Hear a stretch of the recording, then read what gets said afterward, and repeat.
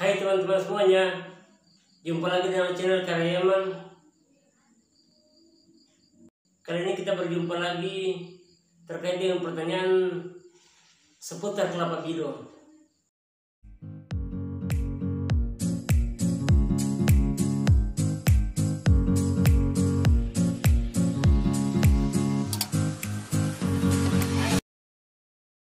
Ya, unik ya, melihat kelapa bido yang begitu pendek, masih usia 3 tahun sudah berbuah, sehingga masuk komentar-komentar berbagai macam pertanyaan yang masuk dalam kolom komentar.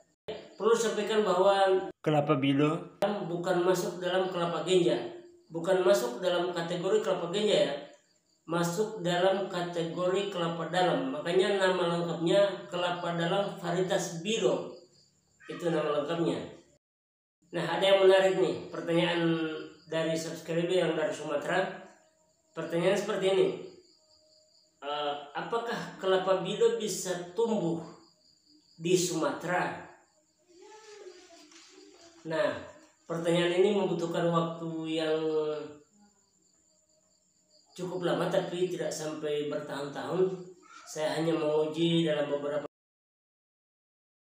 Saya bulan Januari kemarin di tahun 2021 memantau yang ada di lokasi yang berbeda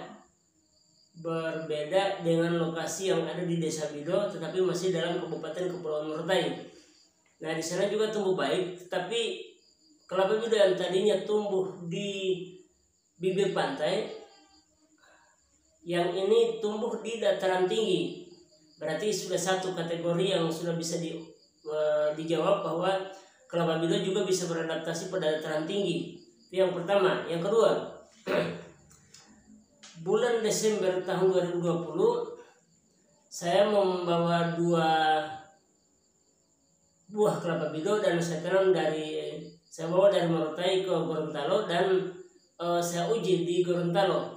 Nah, sayang videonya tidak sempat saya ambil, tetapi ini penyampaian resmi dari saya karena saya mempunyai tanaman tersebut. Bahwa di situ saya bawa dari Morotai ke Gorontalo.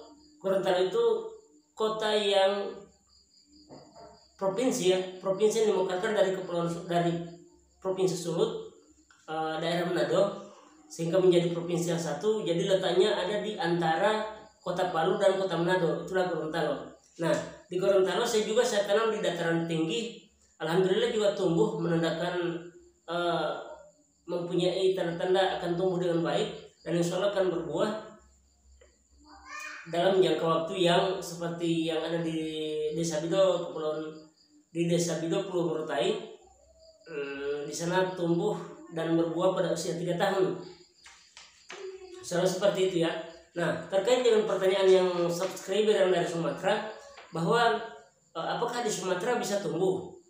Nah, kalau mengacu dari pengamatan saya bahwa kelapa bido bisa tumbuh di daerah dataran tinggi lalu mengarah ke Gorontalo, dan saya dengar juga ada bapak dokter, saya lupa namanya, dokter siapa, itu seorang peneliti yang ada di Sulawesi Utara.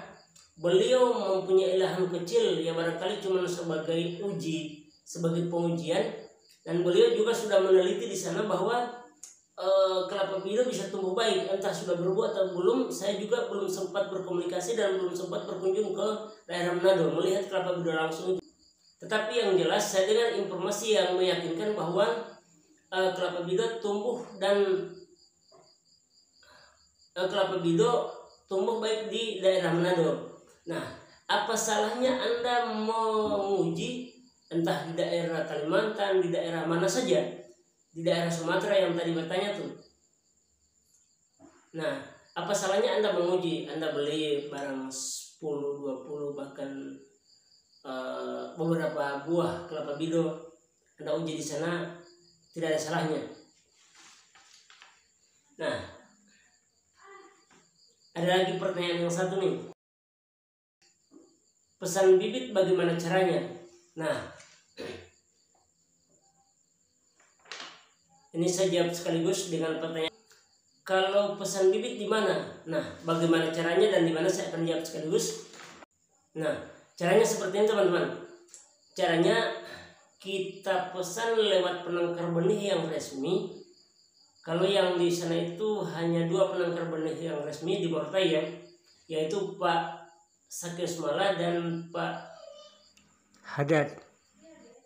Di Morotai itu pemilik pohon induk hanyalah Pak Sakyosmala selaku ketua kelompoknya, sedangkan anggotanya tidak terhitung. Yang jelas jumlah pohon induknya itu 113 pohon. 113 pohon. Jadi Anda menghubungi ketuanya, lalu berikut juga penangkarnya. Terus nanti saya akan tempelkan nomor HP atau barangkali yang bisa dihubungi selaku penangkar benih yang ada di deskripsi.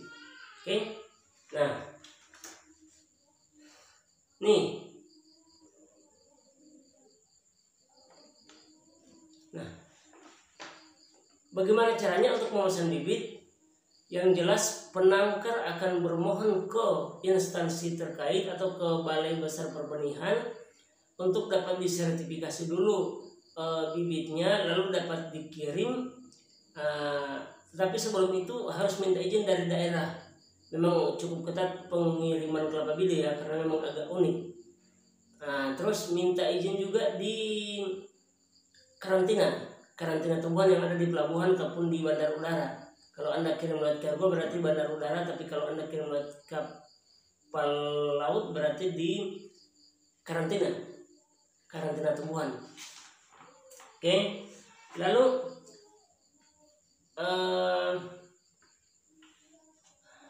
yang jelas Anda harus memberikan alamat lengkap dan segala macam TTB yang menyangkut kepercayaan, itu yang harus Anda penuhi. Pesan bibitnya di mana? Yang jelas di Morotai. Kalau Anda memesan bibit, ini perlu saya sampaikan bahwa Anda memesan bibit harusnya dari penangkar atau pemilik pohon induk. Pemilik pohon induk saya sampaikan lagi bahwa pemilik pohon induk Pak Sakyosmala dan beberapa anggotanya yang termasuk dalam SK kementerian itu ada 113 pohon induk, tetapi jumlah petaninya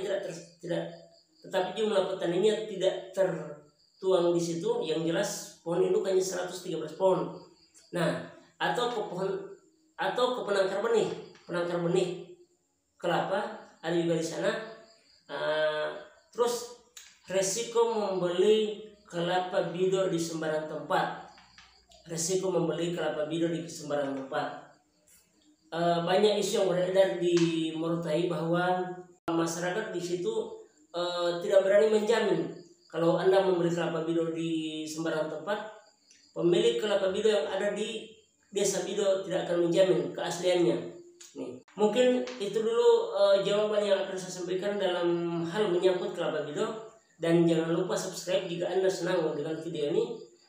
Jangan lupa Anda share kepada teman-teman Anda kiranya yang senang dengan kelapa bidor. Jangan lupa like dan komentar jika ada pertanyaan. Soalnya saya akan jawab. Semoga dapat dijawab. Sekian dulu tutorial kali ini dan sampai jumpa di lain kesempatan dan bye bye.